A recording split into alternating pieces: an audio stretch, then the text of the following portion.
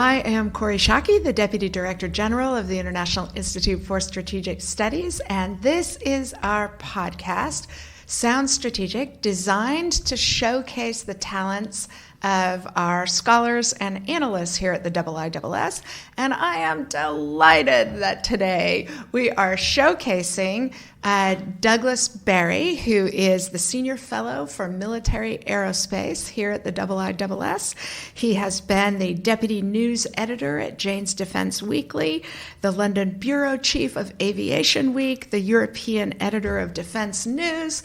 As that should make obvious to everybody listening to this, he is a journalist. And one of the interesting things for me that I learned coming to work at the IISS is that many of our very best, most incisive analysts don't come out of academic work or out of government analysis. They come out of being journalists. And our subject today is the Intermediate Range Nuclear Forces Treaty, U.S. withdrawal from it, Russian violations of it, which is not only an area of Doug's expertise, but he wrote a terrific blog post on it at the Military Balance blog here at the IISS, assessing the allegations of Russian INF violation. So, and he works in our defense and military analysis team. Thank you, Doug, for giving me your time today. I appreciate it. Thank you very much, Kori, for a very kind introduction. So we have a common set of questions that we talk about each time we do this.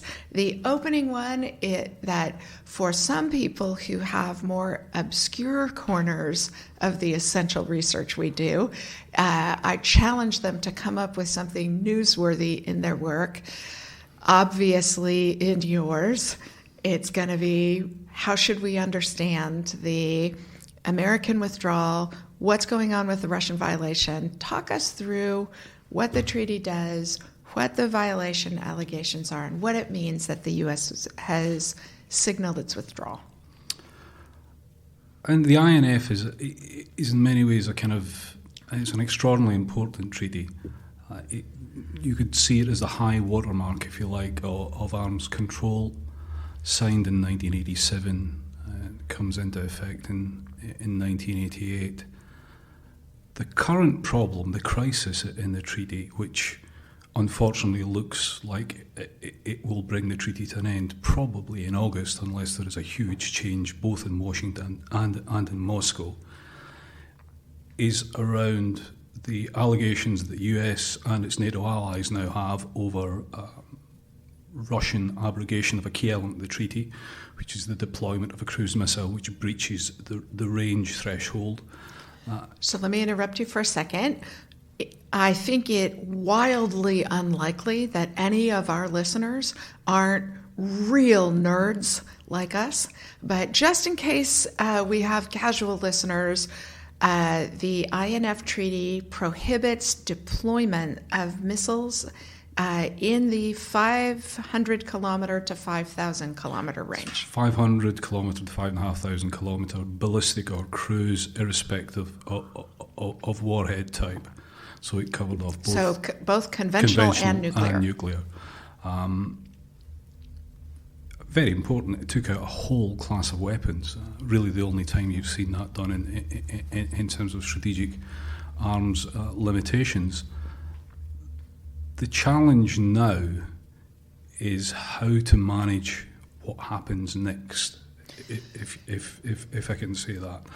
The difficulty you have is partly the Russians flatly deny the breach, and the Americans remain absolutely adamant that the Russians are in breach, and not marginally. We're not talking about a missile which does, 50 kilometres more than 500. It's a missile, a cruise missile, which the intelligence community, from what we've seen in open source, believes probably does up to 2,000 kilometres. So it sits right in the middle of where the treaty wants to stop these kinds of systems. 2,000 kilometre range weapon is a very capable weapon.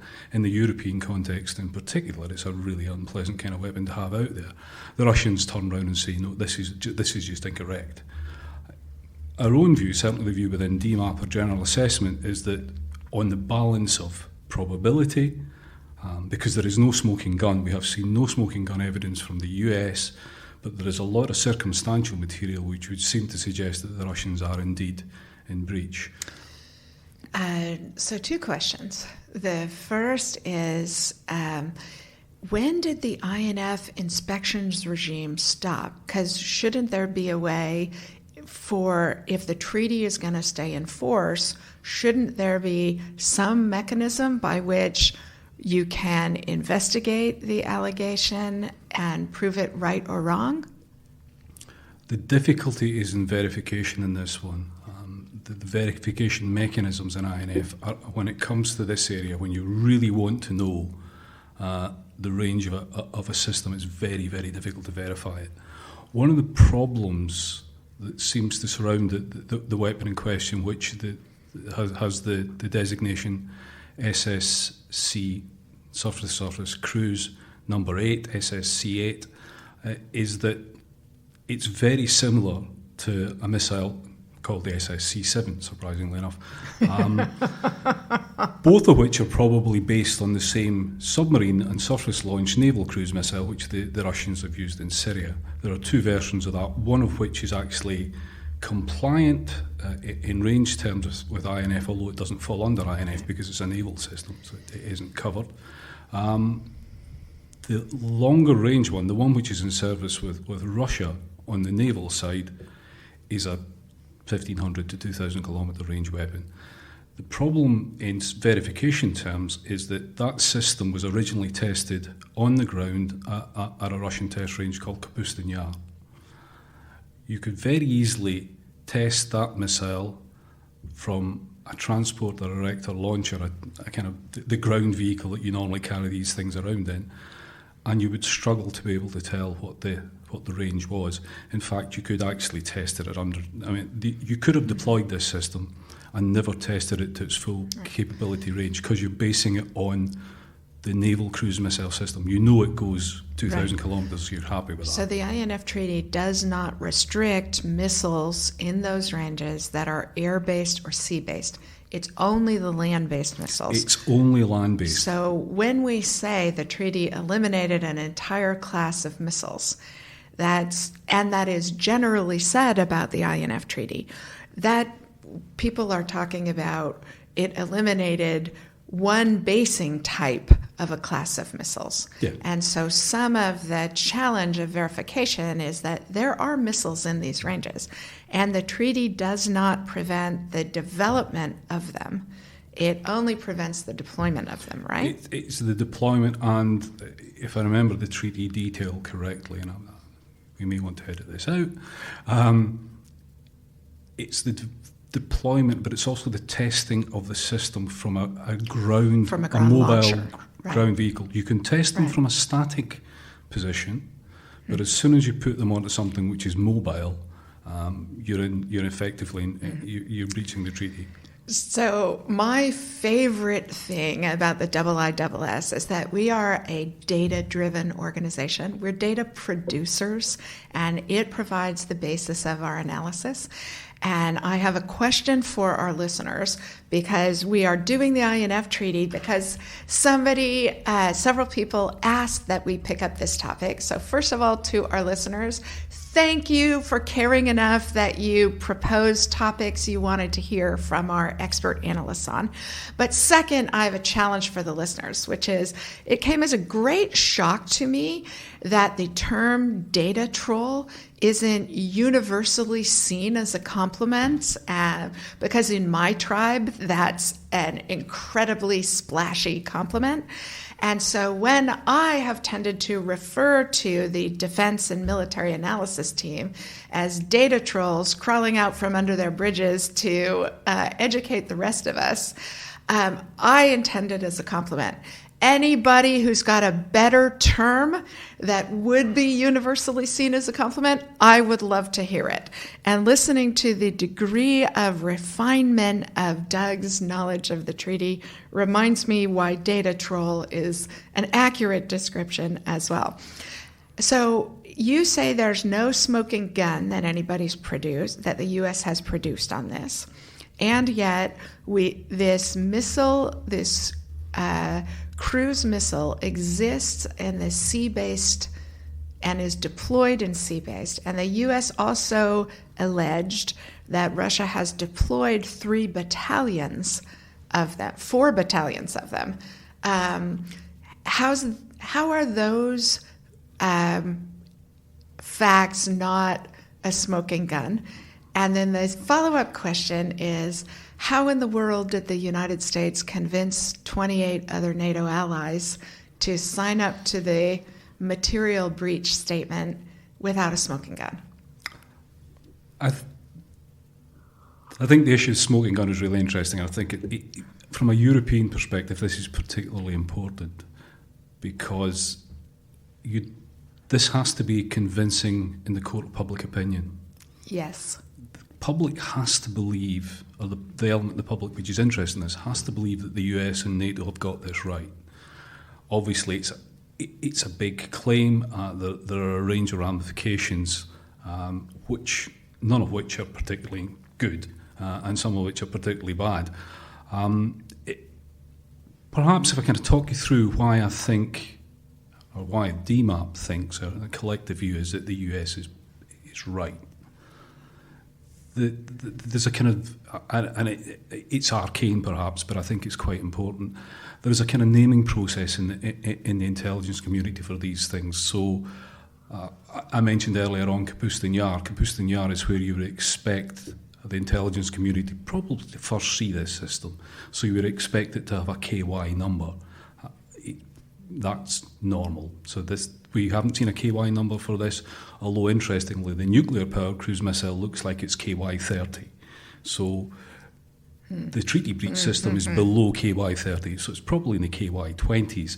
We then see in open source in US publications the designation SSC X8, the X meaning this is a developmental system not yet deployed.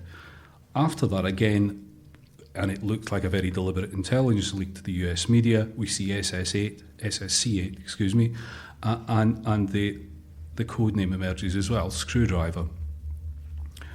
I don't think I can remember ever seeing that process completed through to a system which the naming convention indicates it's in service, and all of that actually been completely wrong. Very interesting. So there's a bureaucratic process that we have seen in several previous iterations, and that lends credibility to the fact that the missile is surface-based. Absolutely. There are some systems which have never made it fully into service, so there are some designations out there where the X still exists. Some of those systems were at the end of the Cold War, where the Soviet Union collapses and the Russians just run out of money to finish development. So those numbers are parked, but they existed. It was actual hardware. And I think when you look at this, you kind of think, all these things are indicative of this system existing. The Russians themselves have finally admitted that there is a system in this class. The 9M729 is the designation they use. It's also the designation that the US has suggested is the Russian designation for the treaty breach missile. The Russians have now showed what they claim to be the 9M729, which they say it isn't a treaty breach missile. Mm-hmm. It's within the range. And what about the Russian counterclaim that American missiles deployed in Europe as ballistic missile defense systems are violations of the treaty because they can likewise serve in this role? I think it's interesting to look at the kinds of allegations that the Russians have made, and they've not just been limited to the BMD sites. They've kind of pointed towards some uninhabited air vehicles as potentially non-compliant if you look at them in a specific way, and indeed some of the ballistic missile targets that the US has used, you can actually say, well, actually they're not strictly compliant with INF. The Russian allegations have tended to be detailed and issues of interpretation. rather than really a coach and horses through the centre of the treaty. I think the most significant one is the allegation around, well, you could, rather than have a ballistic missile defence interceptor, you can stick a Tomahawk cruise missile in these launchers. Can you? Technically, yes. You would have to tweak the software a bit. You would actually see it being done if you were paying any attention, and I'm sure that the Russians are paying an awful lot of attention to those sites. And also the main advantage of a GLICM, and actually one of the concerns that the US... Which is a ground-launched cruise missile. Excuse the acronym. A ground-launched cruise missile is that it's land mobile. You can drive it around, It was one of the concerns that the US had in the run-up to the 1987 INF was how you would spot these things anyway. It was a real difficulty. Yeah. So the idea that you really... The best you could hope for, the idea that it's a significant threat that you've stuck some Tomahawks in basically concrete silos, the Russians know exactly where they are. Mm-hmm. To me, again, the military rationale for doing that seems considerably less strong than having a road mobile system that you can drive around, you can hide, you can move every 12, 24 hours. And it would be very difficult. Which is what the battalions of the Russian SSC-8 are, right? Yeah, they're definitely mobile. Yeah. There is a further challenge in the sense that the SSC-8 and the SSC-7 vehicles are very, very similar. They're not exactly the same, but they're very similar.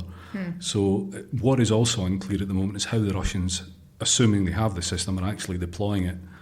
Are they mixing these systems up? Do you have a unit which is both the short-range missile and the long-range missile? Very difficult to identify. Or are they restricting it to only long-range missiles only in some units? And I think that to me is an open question. How the Russians are going to... So it seems to me that one of the major advantages of arms control treaties like the INF is that it creates predictability. If long-range missiles are prohibited, you can verify whether there are units with which longer-range missiles are deployed. So it lifts some of the fog of war that could lead to miscalculations in crises and is therefore strategically stabilizing in the relationship. And that's one of the things that is evaporating as the INF Treaty goes away. The challenge, and I have been surprised at the number of arms control advocates who, like me, cannot answer the question of how can we bring Russia back into compliance with the treaty? Because it wasn't just the Trump administration who considers them in violation. The Obama administration did as well. We got 29 NATO states to agree that this is a material breach of the treaty, a coach and horses driving through the middle, as you termed it, rather than a technicality around the margins. So the Trump administration is not particularly good at working with allies and getting large-scale multilateral consensus. And they did it on this, which suggests to me it too gives credence to the claim, right? And for those folks who are thinking about whether alliances are in America's interests, I would suggest to you that having allies who validate things that you think are important actually really matters in America's ability to achieve what it wants in the world. And I think we see that with, the NATO support for material breach. What are the likely consequences? Because for 4 years, almost 5, American administrations have been turning keys in the lock, trying to get the Russians back into compliance. And it didn't work to name and shame. It didn't work to have the nuclear posture review of the United States suggest that we would start deploying more sea-based nuclear cruise missiles if the Russians didn't come into compliance. Doug, do you see any key that can be turned in the lock that the Russians might come back into compliance with the treaty?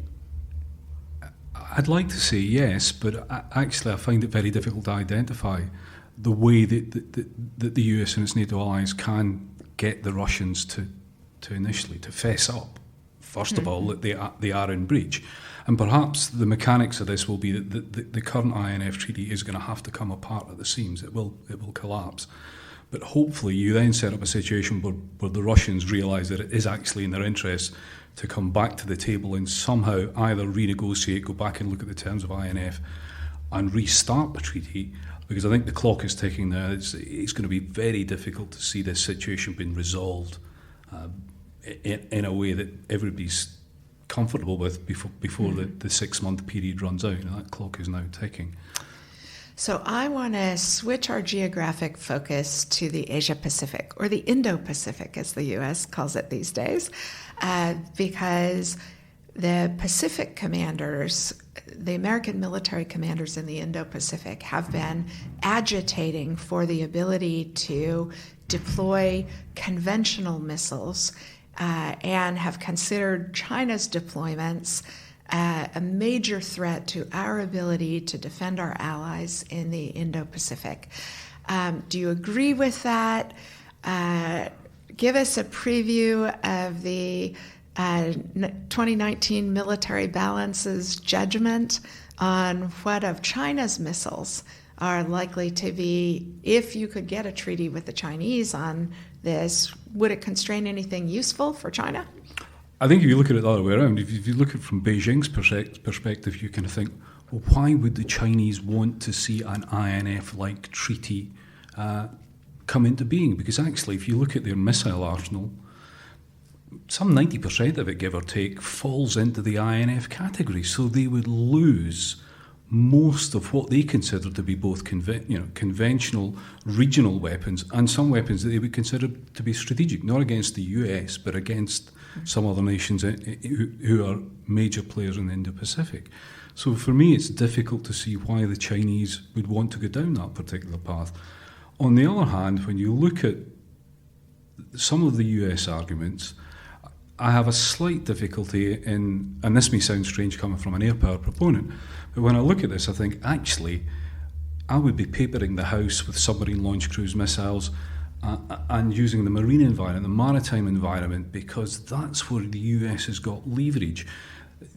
Putting stuff in Guam, for instance, to me seems a curious solution in that Guam hasn't got a huge landmass. Right, the survivability of sea-based systems being so much greater. Yeah. So vertical launch cells in a whole pile of submarines and Arleigh Burke-class cruisers and destroyers, that to me seems the easiest way to go, possibly the most logical. You just support it with air systems as well.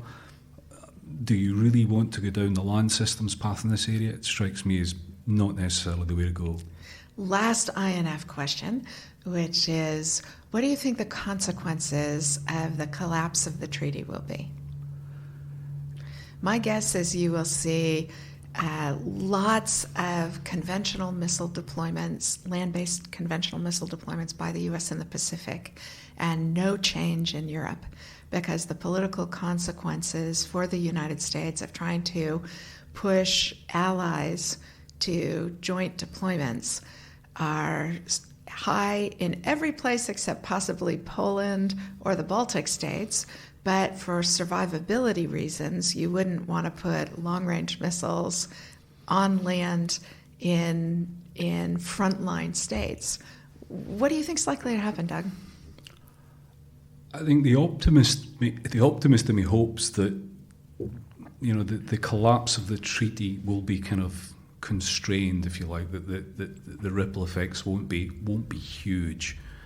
They're certainly in the short term going to make relations between Moscow, Europe, and the US more challenging. A worry for me is if the treaty does collapse and the Russians then decide, although Putin has said he's not going to do this, and I think we can very quickly touch on some of Putin's comments, and I think they're illuminating.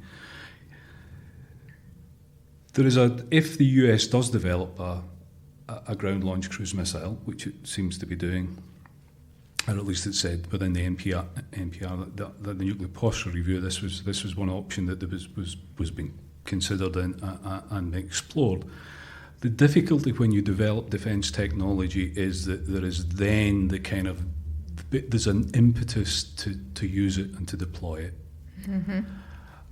And Moscow is liable to turn around and say, well, the US is developing this system.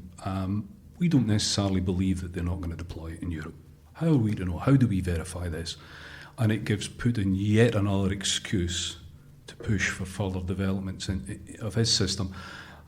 I mentioned Putin simply because his comments when the US pulled out, when he did a very stage-managed event, really, and he said, well, if it all falls apart, I want my side to be ready to deploy a ground-launched version of Caliber, the Caliber cruise missile, which is the naval cruise missile at the heart of all of the concerns in many ways, because it's the same system. I want a version of that to be ready to be landed, deployed by 2020, which does make you think that perhaps a version of that system already exists, and that what we will see is not the development but the public unveiling. You know, for everybody who thinks Putin is a brilliant grand strategist, I have to say that reaction and the suggestion that he would push cruise missile deployments forward is about the only thing that would unify NATO allies around a NATO response to it. And so I think we are giving him credit for being brilliant when in fact his strategy is alarming NATO allies into closer association with American positions. I'll give you the last word on that, and then we are going to gallop through the other questions. Absolutely. Thank you.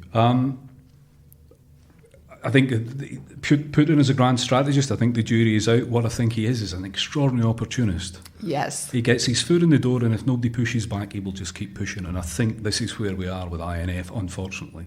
Exactly right. What in our IISS publications we talk about as tolerance warfare. Yeah.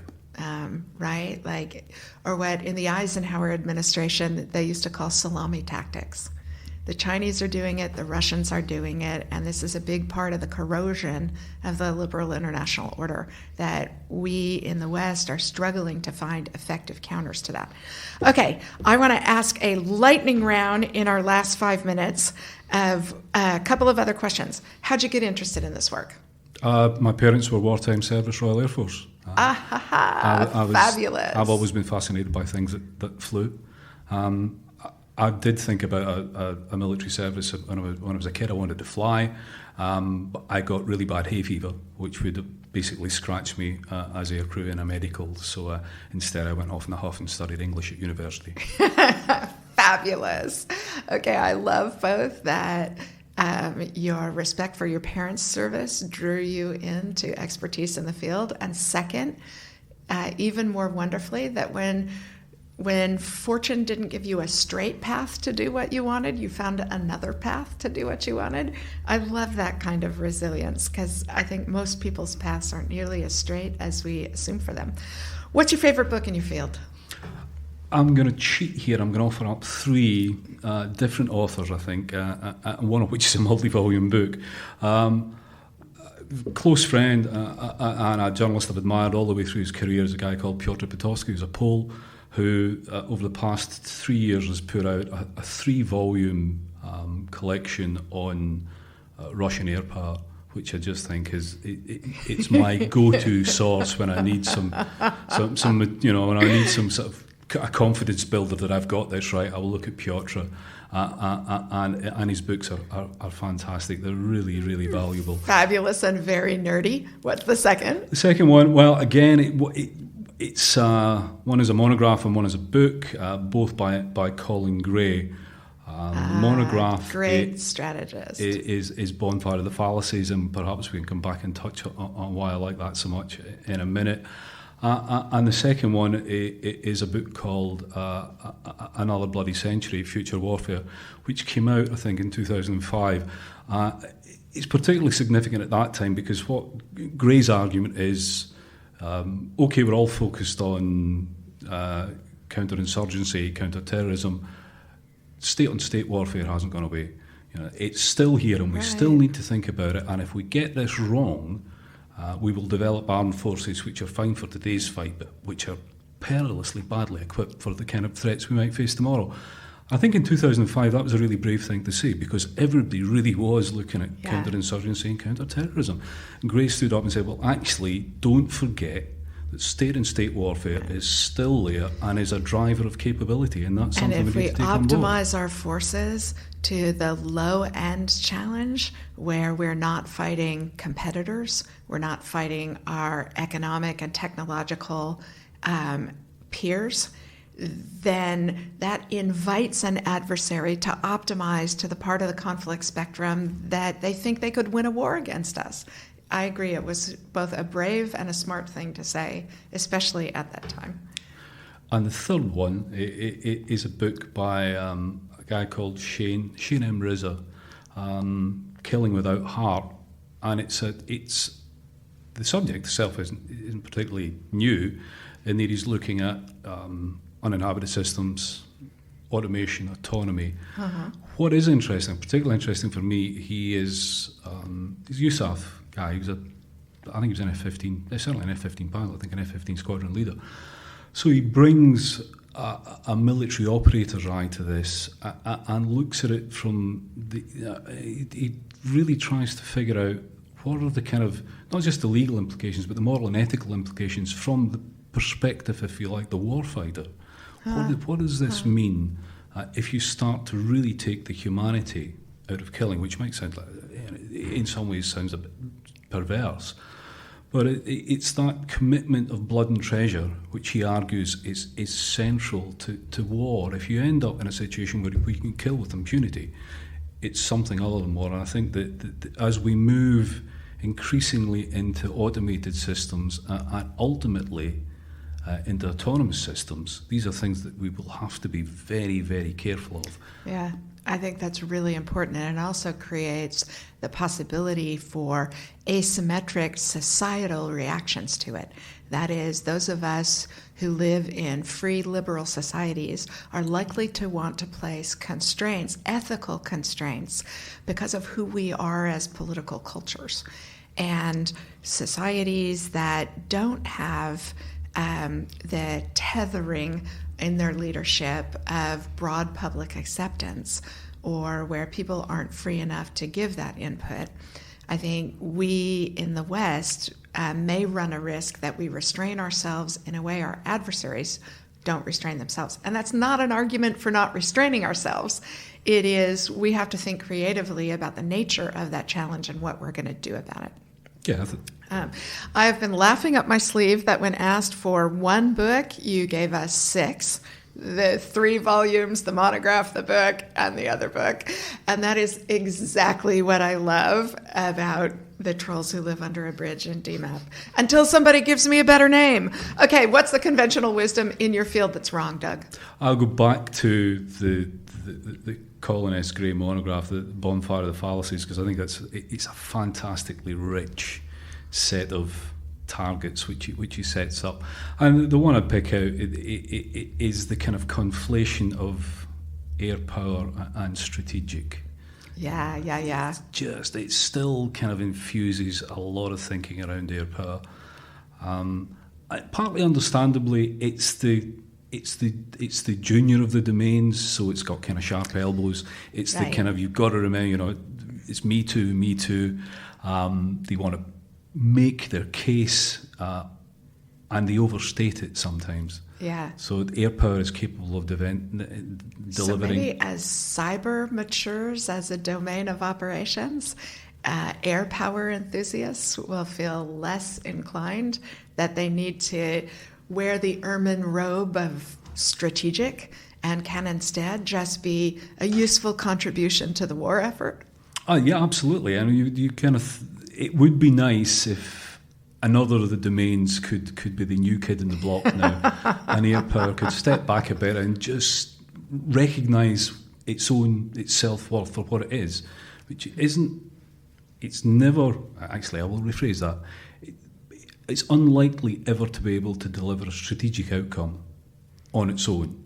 It will in concert, and it's an extraordinarily important element of military capability, but it just needs to step back a little bit occasionally and recognise that the other domains have considerable value also.